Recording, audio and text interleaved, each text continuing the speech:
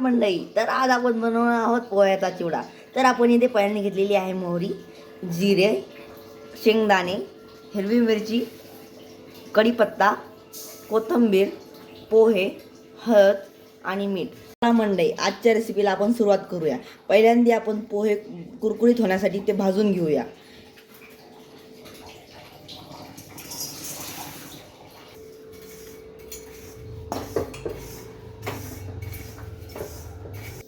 आता 2 मिनिटांनंतर आपण पोहे छान कुरकुरीत झाल्यावर काढून घेतले आहेत.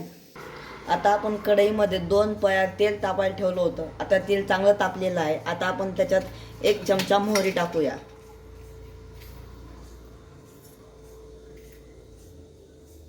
आता मोहरी छान तडतडली आहे. आता आपण याच्यात 1 चमचा जिरं टाकूया.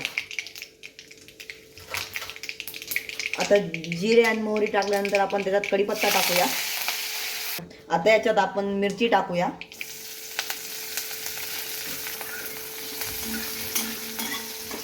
आता हे सगळं चांगलं परतून घ्यायचं आहे तेलामध्ये. आता आपण याच्यामध्ये शेंगदाणे टाकूया.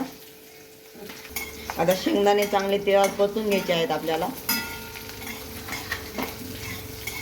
आता शेंगदाणे चांगले परतून झालं, आपण याच्यामध्ये कोथिंबीर टाकूया.